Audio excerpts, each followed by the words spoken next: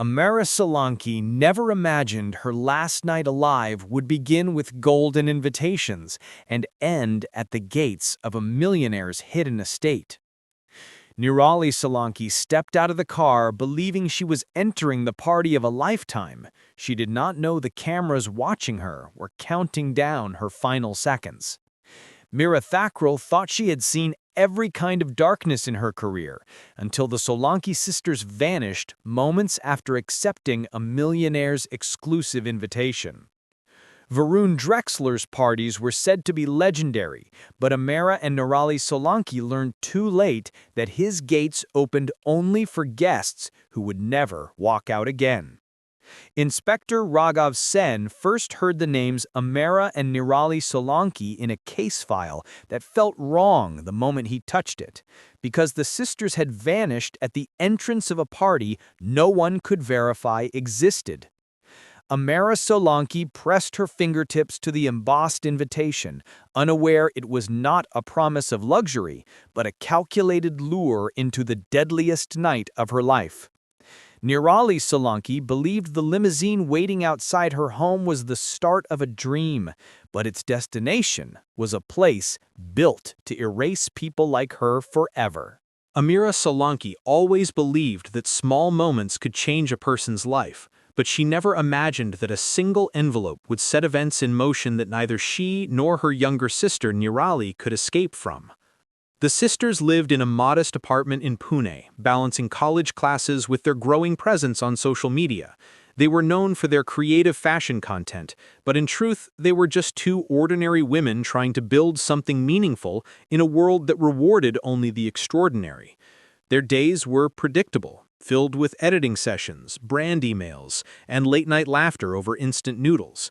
Nothing suggested that danger was watching them quietly from a distance.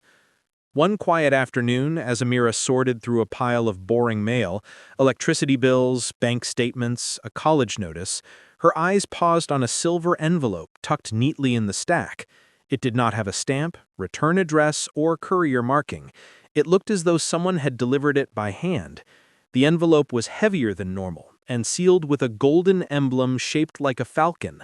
She felt a flutter of unease as she held it, sensing that whatever it contained was not ordinary. Nirali entered the room, noticed the unusual envelope, and urged her to open it. Inside, they found an invitation printed on thick, textured paper. It was addressed to both sisters, formally inviting them to an exclusive weekend event hosted by the millionaire Varun Drexler. His name alone stirred curiosity. Drexler was a figure wrapped in rumors, once a tech prodigy, then a silent investor, and eventually a recluse known for throwing highly selective gatherings for innovative minds. Some said he was eccentric, others whispered that he was unstable. What everyone agreed on was that he did not invite people without a specific purpose.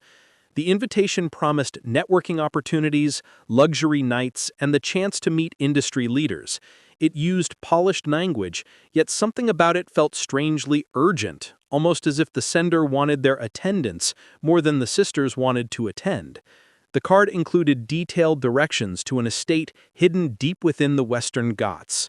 The address was unfamiliar and difficult to find on most maps, suggesting the location was intentionally removed from public view. Still, the allure of such a high-profile event was undeniable. As the days passed, Ameira considered every reason to decline. The invitation seemed too sudden, too selective. Requests like this usually came through managers or agencies, never directly and never without context.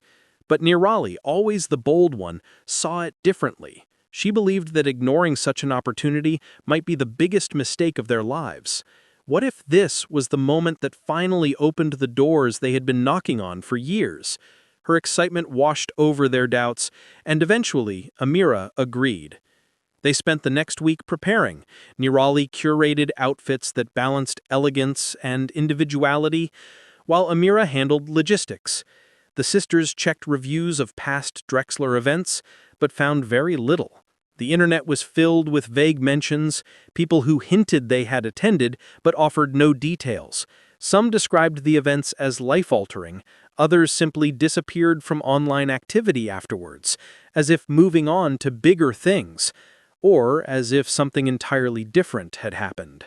The lack of clear information should have concerned them more, but the human mind often overlooks warnings when hope shines too brightly. On the morning of their departure, the air in Pune felt unusually still. They boarded a shared car that followed the winding roads into the mountains. As the cityscape faded, dense forests and cliffs rose on either side. The journey took far longer than expected. Their GPS signal weakened, and the driver grew increasingly uneasy, yet continued following the printed directions Ameira had brought. Each turn led them deeper into isolation, where even cell phone towers seemed unwilling to exist. Eventually, a massive iron gate appeared ahead, rising from the ground like the entrance to a forgotten fortress. Two guards in dark uniforms stood motionless beside it. The driver stopped, confused, but the guards signaled for the sisters to exit.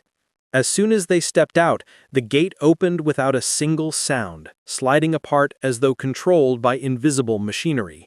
Beyond the gate, a long driveway extended into a thick canopy of trees. The estate was not visible from the entrance, suggesting it was intentionally removed from public view. Still, the allure of such a high-profile event was undeniable. A sense of pressure settled in Ameira's chest. She felt watched, not by the guards, but by something else, an unseen system evaluating them with cold precision. Nirali sensed her tension, but dismissed it. She was focused on the possibilities ahead, collaborations, opportunities, and recognition.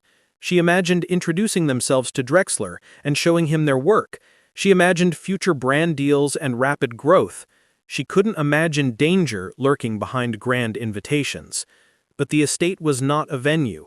It was a filter. Every path leading toward the mansion had been engineered with intent. Every sensor lining the driveway had a purpose. The invitation was not a stroke of luck. It was a selection.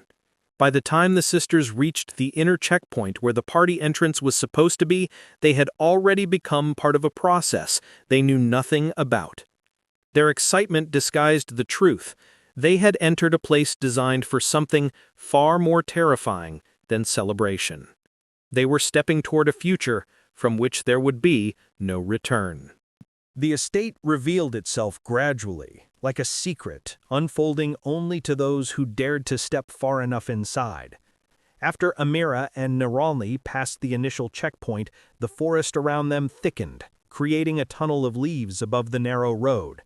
Their footsteps sounded louder than they should have, echoing against the silence that blanketed the area.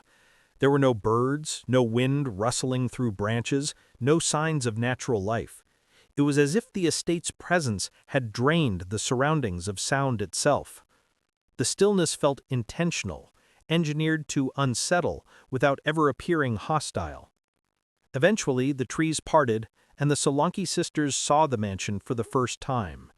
Its architecture was striking: sleek walls of dark stone, tall windows without curtains, and sharp angles that made it look like a modern fortress rather than a luxurious home. The structure stretched wider than expected, with several wings extending into the woods. Despite its grandeur, there was something cold about it, something that stripped away the warmth normally associated with gatherings or celebrations. Near the entrance, a small number of guests stood scattered across the courtyard. They were dressed formally, but their body language reflected unease. Some stared at the ground, some observed their surroundings with cautious glances, and a few tapped nervously on their phones, despite the signal being non-existent. No one was smiling, no one spoke. It was as though each person had reached the same unspoken understanding, but was afraid to acknowledge it. Ameira noticed a strange pattern among the guests. Most of them were young, active on social media, or well-known in niche industries. Influencers, entrepreneurs, rising artists, people who wanted to be noticed, people who might accept an exclusive invitation without hesitation, people who might disappear without causing immediate alarm. The realization flickered through her mind like a warning, but before she could dwell on it, a group of uniformed staff members appeared from inside the mansion. The staff moved in synchronized motions, their expressions void of emotion. Without speaking, they guided the guests toward a tall metal archway standing a few meters from the entrance. It was decorated with intricate designs that took the shape of watchful eyes. At first glance, it looked like an artistic installation meant to impress, but the longer Ameira stared, the more unsettling it became. Wires ran along its frame. Small devices blinked faintly near the top. The archway seemed less like a welcome decoration and more like a scanning device, something that recorded every detail of anyone who passed beneath it.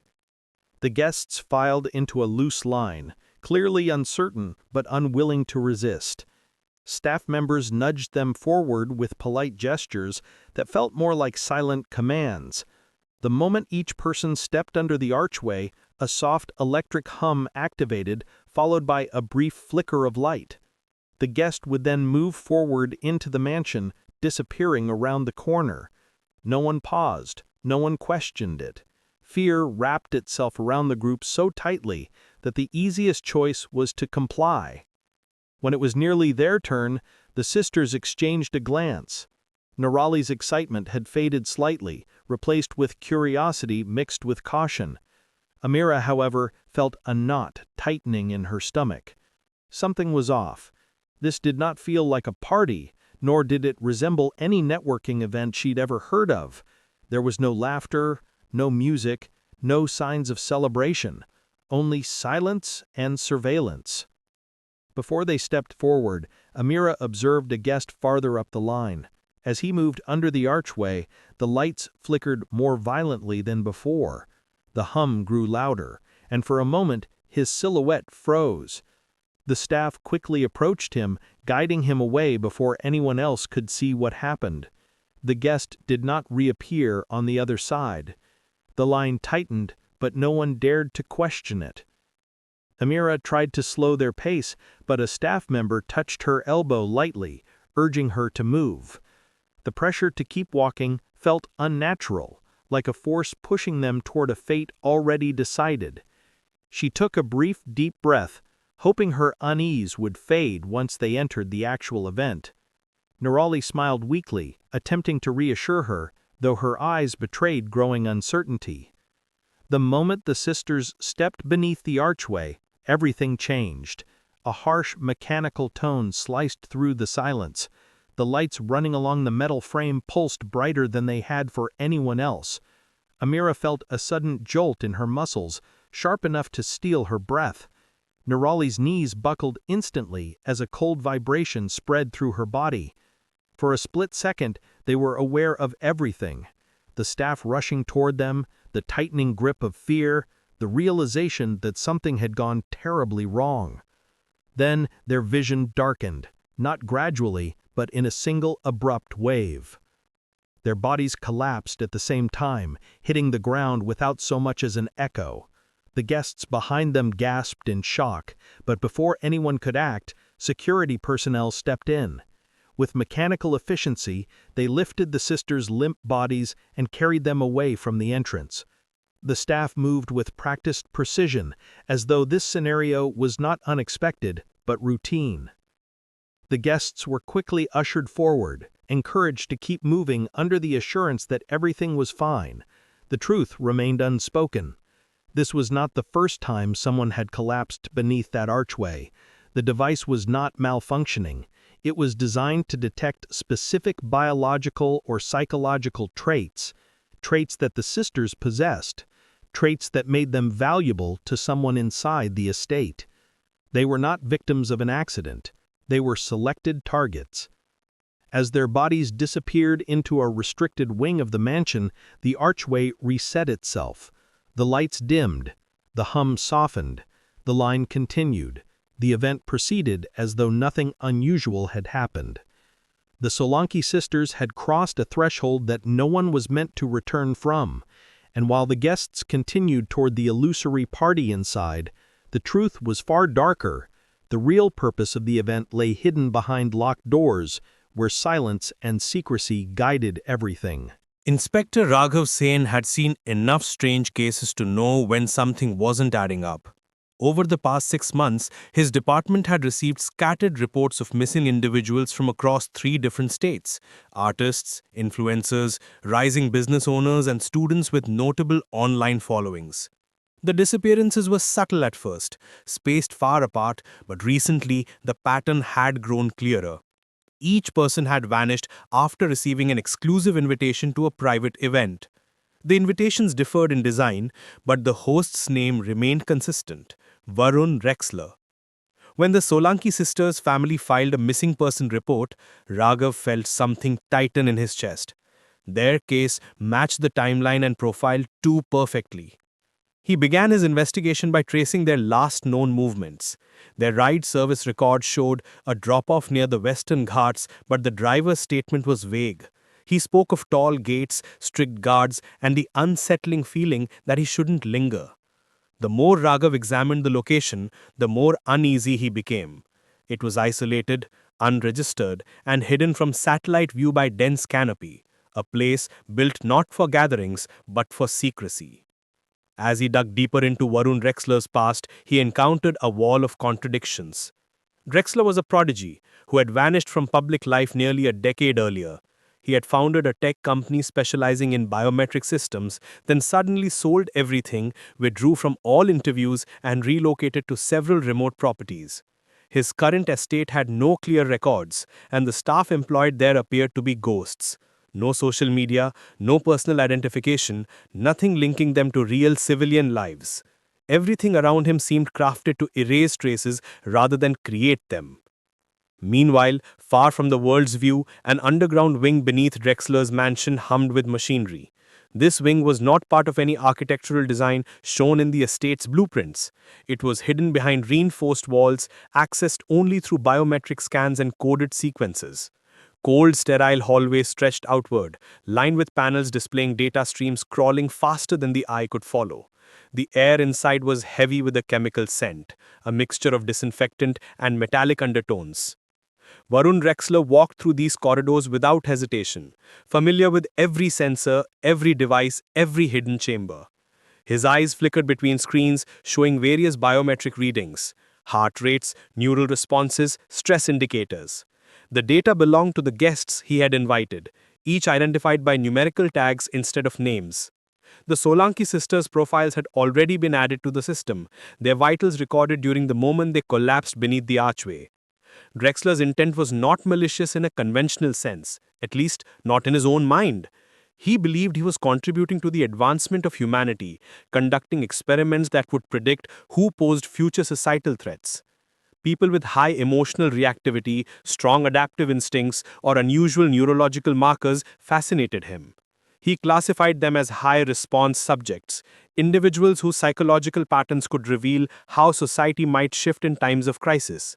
His parties were never celebrations. They were controlled experiments designed to identify these subjects and remove them from public life. Ameira and Nirali had been flagged even before they arrived. Their online presence had shown resilience during stress, high situational awareness, and rapid problem-solving under pressure, traits that to Drexler signaled unpredictability. They were not merely guests, they were specimens selected for study. Deep inside the underground wing, the sisters' bodies were placed in transparent chambers filled with a cold mist. They were neither dead nor conscious. Their biological responses were being monitored through electrodes and sensors attached to every vital point on their bodies. Drexler observed the real-time data, noting how their brains reacted even in semi-paralytic states. Their profiles fascinated him. They showed patterns he had sought for years, patterns that suggested resistance, adaptability, and heightened perception. He documented every detail meticulously, convinced his work would someday be recognized as groundbreaking. What he failed to consider was the growing network of people searching for those he had taken. Back on the surface, Inspector Sain discovered something crucial. All reported disappearances occurred shortly after individuals posted about receiving a mysterious invitation. Yet none of the victims' social media accounts showed the invitations publicly. Someone within the system was monitoring private messages, selecting targets, and erasing their digital presence afterwards. The sophistication of the operation suggested a massive coordinated effort, something far beyond the capacity of one eccentric millionaire, unless he had a privately controlled network. Raghav attempted to access legal records of Drexler's properties but found forged ownership documents, shell corporations, and offshore accounts masking every trail. It was as if the estate existed outside normal laws, protected by layers of bureaucratic invisibility. Still, small inconsistencies slipped through. A security contractor's invoice, an emergency generated delivery, a shipment of medical grade equipment that had no business being inside a private residence. Each clue strengthened the connection between the estate and the missing persons. Driven by frustration, he reached out to Mira Thakral, a journalist known for uncovering the kind of truths that authorities often overlooked. Mira had been tracking similar disappearances but lacked official access to investigate deeply. Together they formed an unofficial alliance, exchanging notes, comparing timelines, and connecting theories that no one else dared to consider. As Mira presented her findings, satellite shadows, vehicle records, architectural anomalies, the puzzle pieces aligned. Something monstrous was happening behind the mansion's stone walls. Something systematic. Something designed. Inspector Raghav realized the truth with a chilling certainty. The Solanki sisters' disappearance was no isolated event. It was the latest in a long line of calculated abductions orchestrated by a man who believed he was contributing to the advancement of humanity from the shadows. And unless they acted soon, the trail leading to Ameira and Nirali would go cold, just like all the others who had walked beneath that silent archway before them. Mira Thakral had spent years digging through stories that most reporters avoided, but nothing had disturbed her as deeply as the pattern surrounding Varun Drexler's private events. She didn't begin with the Solanki sisters. She began with the disappearance from Assam, then another from Chennai, and countless others scattered across the country. At first, the cases seemed unrelated, different regions, different backgrounds, but the more she studied them, the clearer the threads became. Each victim had been active online, each had shown signs of ambition, and each had received an exclusive invitation shortly before vanishing. By the time news of Ameira and Nirali reached her desk, Mira had already collected a folder thick with maps, timestamps, and screenshots of cryptic messages sent to other victims. She felt a growing urgency as she added the sisters' names to her list. Their case fit the pattern with almost eerie precision. She knew the police had begun investigating, but she also knew how often such cases stalled due to lack of physical evidence. If she wanted answers, she needed to search beyond official channels. Her first step was retracing the sisters' last journey. She traveled to the outskirts of Pune and interviewed shopkeepers, drivers, and anyone who might have seen the two women before they vanished. A local driver described dropping them near a remote gate in the Western Ghats. His fear was evident in the way his voice cracked when he mentioned the guards. According to him, the place felt like a compound rather than a venue for any normal party. Intrigued, Mira studied satellite images of the location. The estate was difficult to detect due to the density of the forest canopy, but faint outlines appeared when she compared older and newer images. Structures had been added over time, large ones, hidden ones. In one image, she noticed a suspicious rectangular patch of land cleared and constantly maintained, suggesting frequent transport or construction activity. She marked the coordinates on her map. Her research eventually led her to a rare maintenance report filed by a power company. Someone had requested a private power line extension to an unidentified facility deep in the mountains. The technical description mentioned unusually high energy consumption, far beyond what a residential property would require. To Mira, this was a sign that the estate was more than a mansion. It was an operation. She contacted Inspector Raghav, knowing his name from past reports of thorough investigative work. Their first conversation was brief, but it was enough for both of them to realize they were working towards the same truth. Raghav shared details that were not public yet. The sisters' digital footprints had been wiped clean hours after they disappeared. Their messages, drafts, and browsing histories were erased with professional precision. The same had happened to other victims. This wasn't a kidnapping done in panic. It was a process. Practiced. Repeated.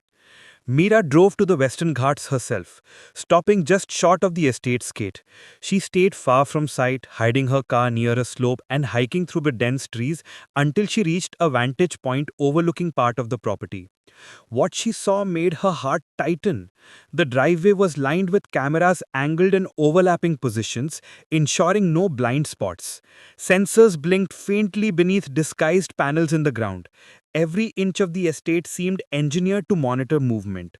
She noticed a small service road branching off from the main driveway, almost invisible due to overgrown branches.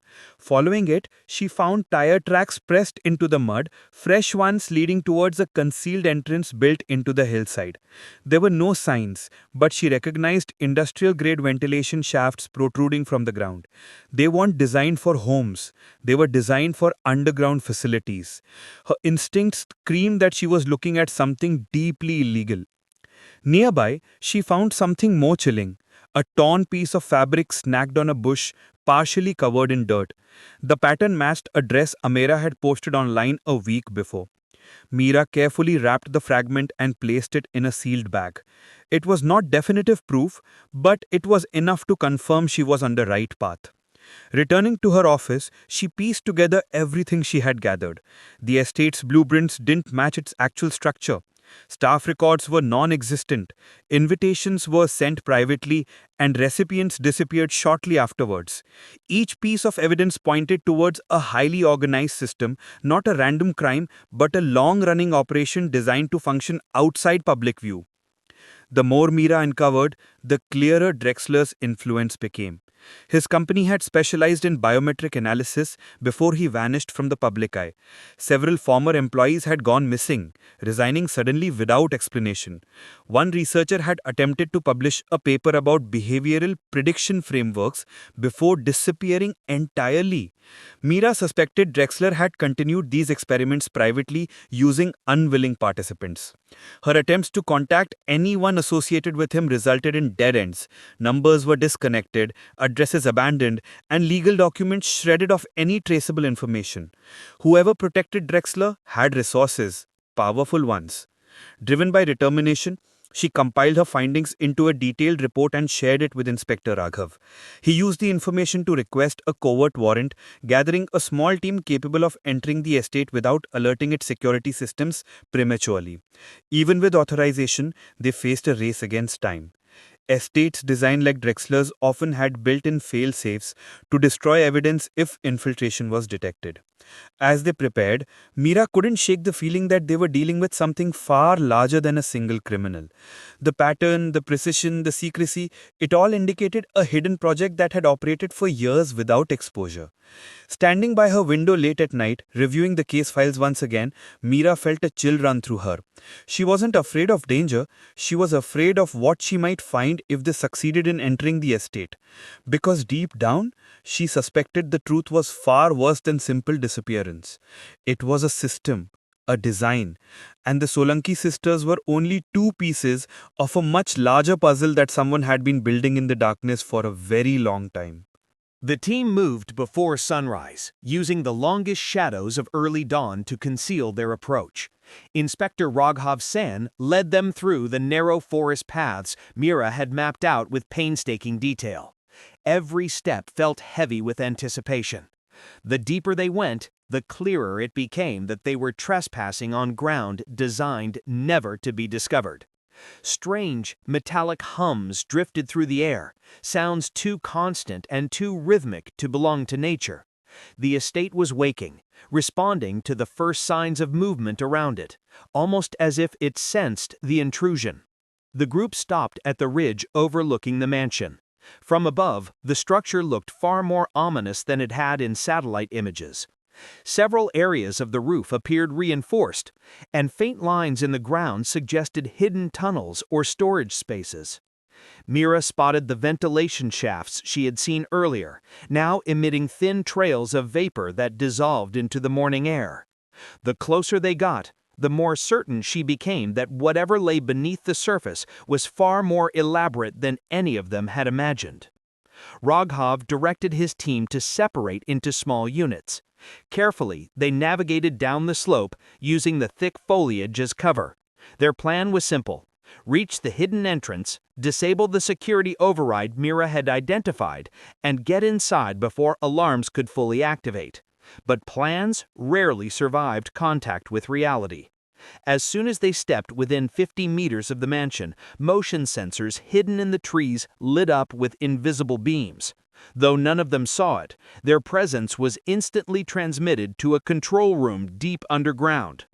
Inside that underground wing, Varun Drexler stood watching a row of screens. His fingers remained still, but his breath quickened. The monitors showed silhouettes moving through the forest, shapes too coordinated to be wildlife. A prearranged protocol activated automatically. Bright red lights blinked in intervals along the corridors, and mechanical shutters began to seal off sensitive sections of the facility. Drexler knew this moment would come eventually. He had prepared for it meticulously. Above ground, the inspection team managed to reach the concealed entrance. Mira watched nervously as one of the officers used a portable device to override the lock. The machine whirred softly, struggling against an advanced layer of encryption. Then, with a click that sounded almost too loud in the stillness, the door slid open. A rush of cold air escaped from inside, carrying with it the sterile scent of chemicals and metal. Without hesitation, they stepped in. The passageway sloped downward, lit by faint blue lights embedded in the walls. Every few meters, sensors blinked as they detected movement. The team pushed forward quickly, knowing time was limited. The deeper they went, the stronger the sense of unease grew. Strange symbols marked the walls, numbers, codes, and diagrams that hinted at experiments in systems beyond their understanding. When they reached the first chamber, Mira felt her heart freeze. Along the walls were rows of transparent pods, each holding a motionless figure suspended in a misty solution. Most of the occupants were too decomposed to identify. A few were fresh enough that their features remained intact, though their eyes were closed and their limbs stiff. Raghav felt a weight settled into his chest as he realized how many people had come through this place, never to be seen again. They moved deeper, passing rooms filled with machines that recorded brain activity, heart rates, and unknown biological data. These were not medical devices meant for healing, they were instruments for extraction and optimization. Every wire, every monitor, every chamber reflected cold calculation. They eventually found a room where data screens displayed profiles of selected individuals, psychological analyses, social influence metrics, neurological traits. The Solanki sisters' profiles were among them. Their entry into the next corridor triggered a violent alarm. The lights flickered red and the facility shuddered. Mira realized Drexler had activated a self-destruct sequence. In his world, losing evidence was preferable to any level of exposure. The walls trembled as flames began to emerge from vents in the deeper sections of the wing. Raghav shouted for the team to retreat, pushing Mira toward the exit. They sprinted down the corridor as heat rose behind them, spreading through the structure at terrifying speed. An explosion tore through one of the side chambers, sending debris flying. Mira stumbled, nearly falling, but Raghav grabbed her arm and pulled her forward. Their lungs filled with smoke as they neared the upward slope. Another blast shook the ceiling, sending fragments of metal raining down. The officers behind them struggled to keep up, carrying files and hard drives they had grabbed on instinct. Most of the data burned before it could be saved. When they finally burst out through the hillside entrance, the morning sunlight felt blinding. They sprinted away from the structure as the ground behind them rumbled. Flames erupted from under the earth, sending plumes of smoke spiraling into the sky. The mansion above them began to collapse inward, pulled down by the destruction happening in the hidden floors below. Walls crumbled, windows shattered, and the once imposing estate turned into a roaring inferno. The team watched in stunned silence as the estate burned. Hours passed, and the fire consumed everything, every document, every specimen, every machine. By the time firefighters arrived, the mansion had already sunk into a pit of ash and twisted metal. The underground wing had imploded completely, burying its secrets forever. Varun Drexler was nowhere to be found. Neither was his head of security, Carson Vora. They vanished before the collapse, leaving behind no trace of where they had gone. Official reports labeled the event as an accidental structural failure. No one wanted to admit the truth publicly. A massive illegal experiment was operating in secret, selecting victims based on traits too complex for the public to understand. Without physical evidence, authorities struggled to prove anything. Mira refused to let the truth disappear. Using every note she had gathered, she created a documentary that pieced together the events leading to the destruction of the estate. It spread rapidly, sparking fear, anger, and debate online. Some believed her, others dismissed it as fiction. But for those who had lost loved ones without explanation, it offered a grim sense of closure. Inspector Raghav carried the weight of what they had seen. He knew the system behind Drexler's operations was too advanced to have been built by one man. Someone had funded him. Someone had helped him. And now whoever had been working with him was free. The Solanki sisters never returned home.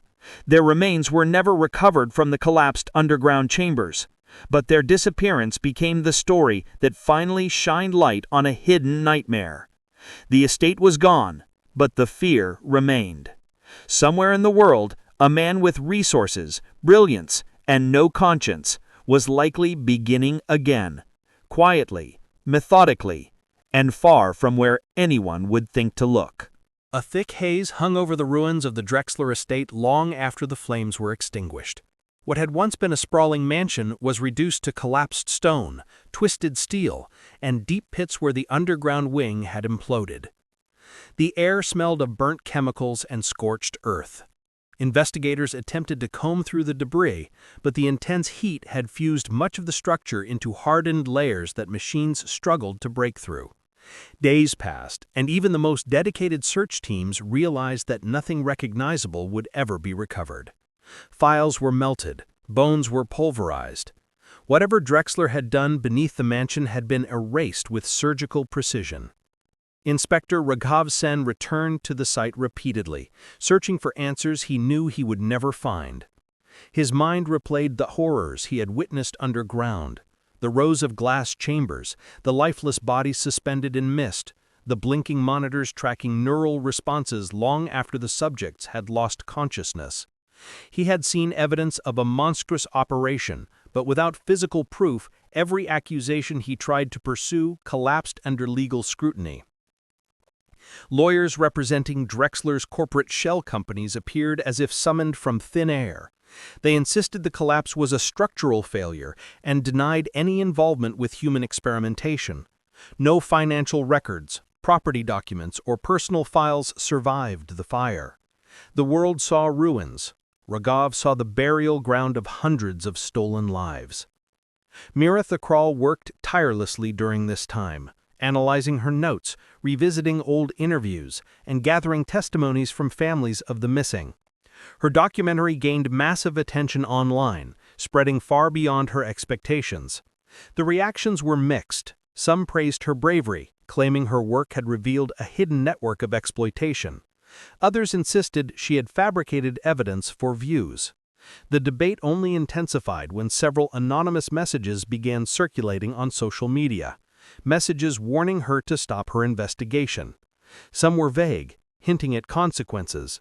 Others were explicit, mentioning her address, her family, her routines. She refused to be intimidated, although fear pressed against her ribs constantly. The more people tried to silence her, the more certain she became that Drexler's operation had not been a solo effort. Wealth, secrecy, technology, none of it could be built alone. Someone else had funded him, trained his staff, and erased his digital footprints. She believed the estate was only one branch of a much larger network. Her suspicions deepened when she received an anonymous encrypted file. It came without a message, without context. After hours of careful decoding, she discovered something chilling: a list of names and corresponding psychological classifications. Many names were familiar. They were victims she had already investigated. But several names were new, belonging to people who had not yet disappeared.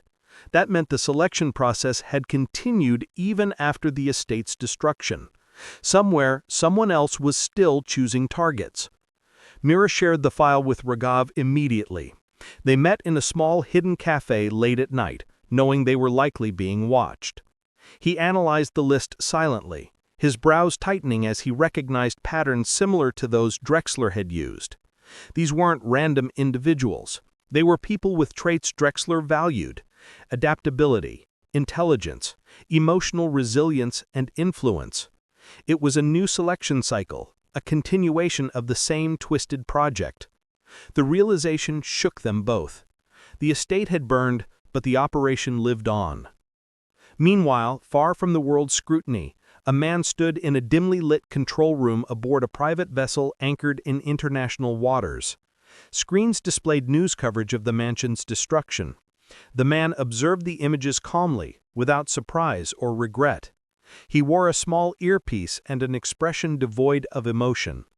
After several minutes, he switched the display to a different set of screens, one showing live video feeds of new subjects being monitored across multiple cities. Varun Drexler stepped into the room, appearing healthier than he had months earlier. No signs of injury or stress. He was dressed simply, without the grandeur often associated with his wealth. He spoke quietly to the man beside him, reviewing biometric charts and psychological reports. The vessel around them hummed with advanced machinery.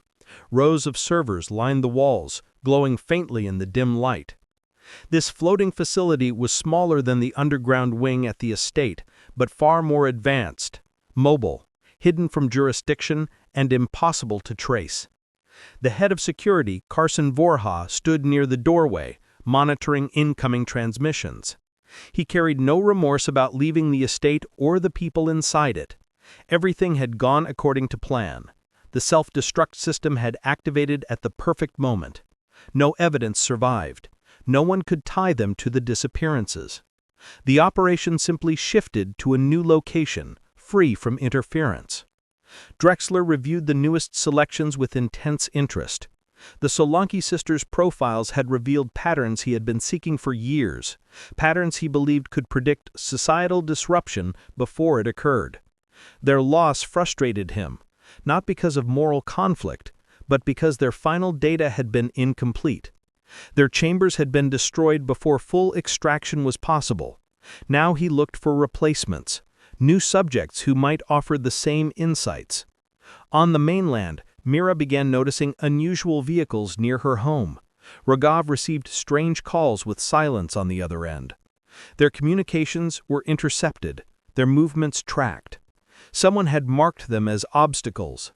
They didn't know how much time they had before the operation turned its attention fully towards them. Still, both refused to retreat. They continued connecting victims, interviewing families, and collecting anonymous testimonies. Whispers of similar estates in other countries began circulating.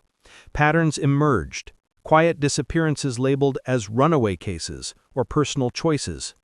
Mira started mapping them, marking clusters that suggested a global network rather than an isolated crime. The more she uncovered, the clearer the truth became. The estate had been destroyed, but it had never been the core of the operation. It was merely a testing ground, one of many. Somewhere across oceans and borders, new invitations were being prepared. New targets were being chosen. New chambers were waiting. And the people responsible were not slowing down. They were expanding. In the quiet spaces where Mira worked late into the night and Raghav studied fragmented records, one realization echoed louder than all others. The Solanki sisters had uncovered a nightmare by accident. But the nightmare was far from the end. It was evolving. The weeks following the release of Mira's documentary brought a strange and troubling shift across social media and the news cycle. While public interest surged, so did a wave of unexplained incidents. Accounts suddenly deactivated, anonymous videos warning viewers not to investigate, and cryptic posts that vanished minutes after being uploaded. Hashtags connected to the disappearances were shadow suppressed, making them impossible to search without exact phrasing. It was clear to Mira and Inspector Raghav that someone powerful was trying to drown the story quietly. But even more disturbing was the sudden rise in reports from people claiming they had received invitations similar to the ones sent to the Solanki sisters. Some described silver envelopes, others mentioned encrypted emails that vanished after opening.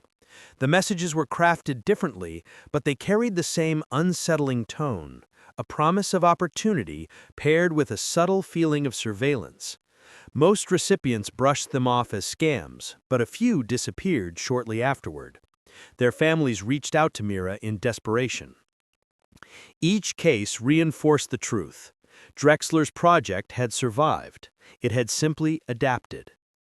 Mira spent long nights spreading documents across her apartment floor, comparing timelines and mapping locations connected to the new disappearances. She circled clusters of activity in India, then noticed emerging patterns in Malaysia, South Africa, Germany, and Brazil. The operation was expanding internationally. The selection algorithm, whatever Drexler had used, now operated on a global scale. Names added to the lists were being monitored in real time, their online behavior subtly influenced or pushed toward isolated locations. Raghav met with her in secret, using abandoned buildings and dim roadside cafes to avoid detection. He noticed unmarked cars following him occasionally, vehicles that did not match any known government registry. His phone often heated up suddenly, a sign of unauthorized background processes. He replaced his device twice, but the interference continued. Someone had put both of them under constant watch. One afternoon, Mira received an anonymous brown envelope slipped under her door. No postage, no markings. Inside was a single photograph, a dimly lit metal room filled with the same style of glass pods she had seen in the underground wing of the estate. The pods were arranged more neatly, more efficiently. And in the far corner of the image, partially obscured by machinery, stood two figures who looked unsettlingly familiar. Their silhouettes resembled real people she had interviewed in previous missing person cases she had not yet published. Attached to the photograph was a small memory card. When Mira inserted it into her laptop, she found a series of encrypted files. Hours of careful decoding revealed video snippets recorded not at the ocean vessel, but somewhere entirely different, a new facility built underground beneath an abandoned factory complex. The videos showed rows of pods, robotic arms moving with chilling precision, and biometric scanners far more advanced than anything Drexler had used before. The facility seemed larger, cleaner, and heavily automated. It was a next-generation version of the estate's underground wing. The footage also captured glimpses of Drexler, though he never revealed his face fully.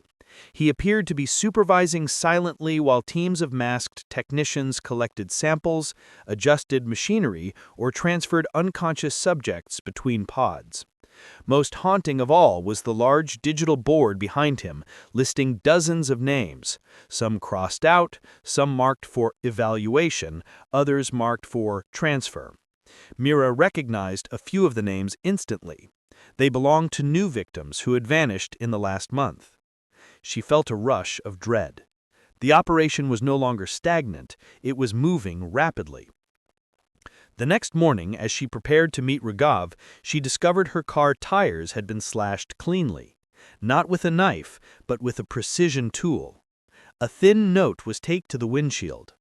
It contained only one sentence: "Stop before the next chamber opens." She knew immediately it wasn't a random threat.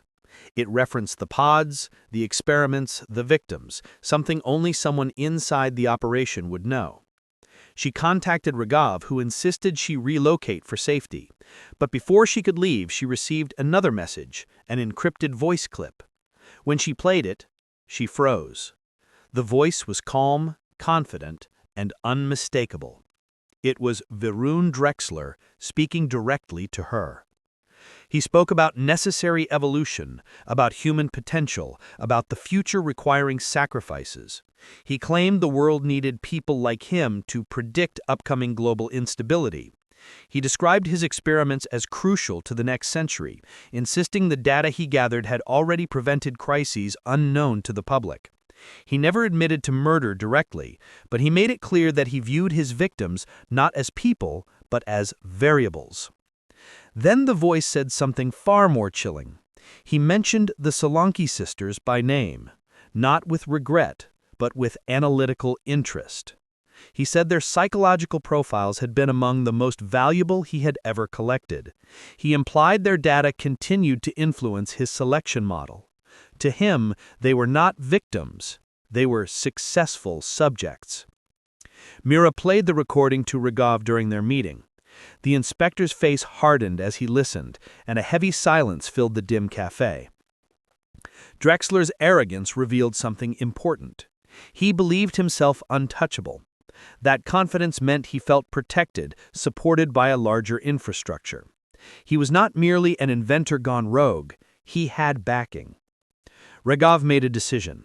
They needed to expose the new facility, not through legal channels which would be blocked, but through a multi-layered release of evidence too massive to suppress. Mira began preparing a second documentary, one that would include the leaked footage, documents, maps, and the voice recording. She planned to release it anonymously using dozens of backup servers across different countries. But as she started editing, her screens flickered ominously. Files began locking themselves. Some were wiped in real time. A message appeared across her monitor. "You were warned." She lunged for her backup drive, but it was already too late. Someone had breached her system remotely. Her entire investigation evaporated before her eyes. The attack wasn't random, it was a message. The network behind Drexler was watching her every move. But what the attackers didn't realize was that Mira had a physical copy of the most sensitive evidence hidden elsewhere, a backup they couldn't erase. And she was not the only one now searching for the truth. Across the world, others had started noticing the pattern. The operation was expanding, but so were the people determined to expose it. The quiet war had only just begun. In the days that followed the cyber attack, Mira moved carefully, aware that every step she took was being watched. She stopped using her phone entirely, relying instead on handwritten notes and old-fashioned maps. She stayed in budget lodges under fake names and rotated locations every few nights. The world continued with its usual noise, unaware that a confrontation was quietly building beneath the surface. Mira could sense it. Something was shifting, something bigger than Drexler alone. Her instincts told her that the network behind him wasn't just protecting him, it was preparing for something. One late evening, while studying the last remaining copies of her evidence at a hostel in Bengaluru, she noticed a pattern that she had overlooked before. Each disappearance across different countries was followed by a strange spike in data traffic coming from the same coordinates. At first, she assumed it was related to transfers of biometric information. But when she compared timestamps, she realized the spikes weren't random, they were synchronized. Disappearances from different continents lined up to the same minute, feeding into a central hub. Whatever Drexler and his network were doing, it required simultaneous global inputs. That meant there was a larger coordinated goal. She traced the coordinates to a remote region near the border of Mongolia. It was an uninhabited stretch of land known for extreme weather and almost no infrastructure. Satellite imagery showed nothing unusual on the surface, but Mira recognized the familiar signs of hidden underground construction. Soil displacement, faint rectangular shadows, irregular thermal readings. It mirrored the pattern she had seen in the Western Ghats estate, only on a much larger scale. The realization struck her. The new facility she had seen in the leaked footage wasn't the final destination. It was a satellite. The true heart of the project was buried somewhere under that barren land near Mongolia. Determined to confirm her findings, she reached out to a contact she trusted, an investigative cartographer named Navin Rochalt. Navin had worked with journalists exposing illicit mining projects and covert military constructions. He was known for finding what governments tried to hide. Mira sent him the coordinates with a simple note, "Tell me what's underground." He responded within a few hours, confirming her suspicions. The area had been suspiciously marked as geologically unstable in official maps and blocked from public drone use. He also detected ventilation shafts cleverly blended into the rocky terrain. This was no small operation. This was a global command center. Meanwhile, Inspector Raghav faced increasing pressure from within his own department. Files on the Drexler case began to disappear. Superiors told him to redirect his focus, using phrases that felt rehearsed. One night his badge access to the evidence room failed, and he knew the internal suppression had begun. He quietly collected what he could salvage, including printed statements, physical photos, and the torn fabric from Ameira's dress that Mira had found. He stored everything in a secure locker outside the police network. He realized he was close to being pushed off the case entirely. While Raghav dealt with internal sabotage, Mira worked in isolation, trying to understand the larger purpose of Drexler's project. She reviewed the leaked footage again, paying attention to details she had previously overlooked. She noticed technicians checking screens filled with long sequences of behavioral predictions, charts that tracked how a person might react to fear, pressure, isolation, incentives. The graph lines moved like living things, constantly adjusting. It wasn't just data collection, it was psychological mapping at an impossible scale. Then she remembered Drexler's words in the audio recording: human potential and predictive evolution. He believed he was building something essential for the future, but what kind of future required thousands of stolen individuals? Late one night, while Mira reviewed the footage again, she made a chilling connection. The people Drexler selected came from varied backgrounds, but every one of them had a trait in common.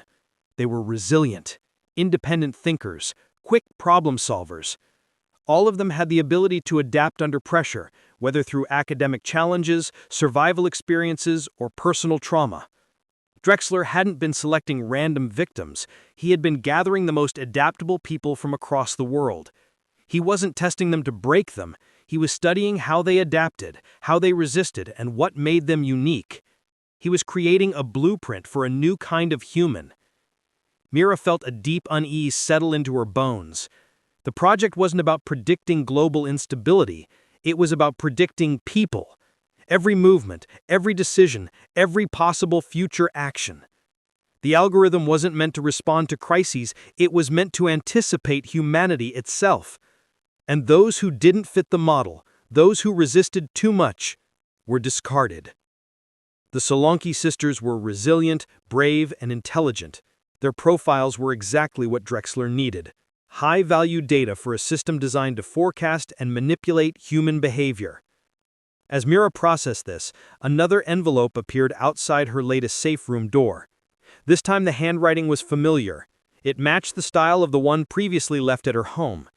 Inside was a single sheet of paper with printed coordinates.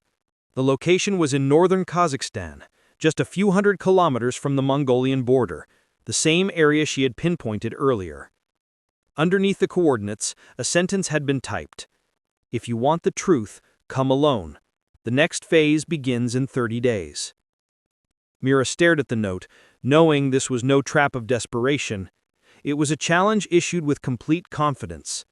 Drexler wanted her to see the next phase. He wanted her to witness something. And that meant he believed he could control whatever happened next. But he underestimated her. She immediately contacted Raghav and Naveen, knowing she could not face this alone. They needed a coordinated plan, allies in neighboring countries, and critical backup. The network behind Drexler was global, and confronting it required a counterforce, even a small one. As the three of them prepared for the journey, Mira looked out at the night sky. The stars seemed distant, almost cold. She wondered how many lives had already been absorbed into Drexler's system, reduced to data points on a screen. She promised herself that no more names would disappear quietly. She didn't know what waited for her near the border, but she knew the fight had shifted. This was no longer just about exposing a criminal. This was about stopping a global machine before it reached its final stage. And the countdown had already begun.